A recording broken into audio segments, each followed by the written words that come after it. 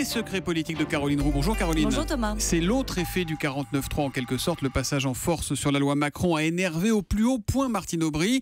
Alors en général, Martine Aubry, elle se contente d'envoyer un coup de griffe et elle retourne à Lille. Mais pas cette fois. L'info politique du jour, Caroline, c'est que Martine Aubry pourrait aller jusqu'à défendre sa propre motion au prochain congrès du PS. Et là, ça change tout. Oui, et je peux vous dire ce matin que l'hypothèse est clairement sur la table. Pas besoin d'entrer dans la tambouille du PS pour comprendre. Déposer une motion, ça veut tout simplement dire ouvrir le rapport de force avec Manuel Valls au prochain congrès.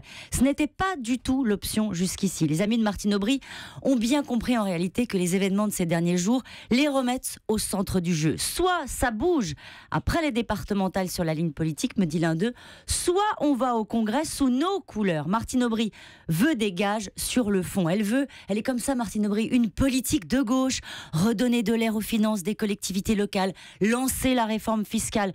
Son interlocuteur est aujourd'hui François Hollande, d'accord pour faire entrer des aubristes en même temps que les Verts lors d'un remaniement, mais pas sans bouger sur la ligne politique. C'est ça qu'il faut comprendre et ce sera le prix à payer pour un congrès apaisé. Au mois de juin, donc le congrès. En même temps, il faut la suivre, Martine Aubry, Caroline. C'est un pas en avant, deux pas en arrière. Elle tacle et puis elle rentre dans sa tanière.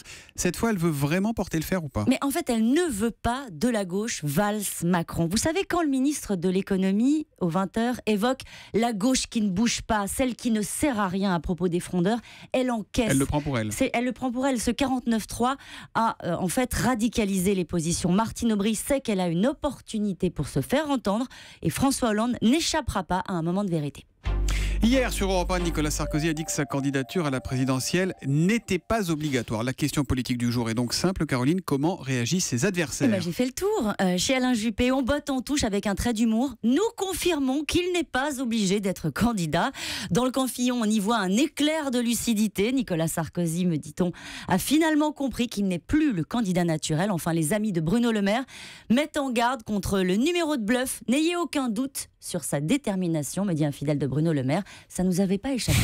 Et puis on va en entendre parler, Caroline. Jean-Louis Borloo qui va présenter son plan Marshall pour l'Afrique. Ce sera le 3 mars. Alors vous savez qu'il veut installer un réseau électrique en Afrique. Et ça va se passer à l'hôtel de Marigny, dans une dépendance de l'Élysée où il a ses bureaux.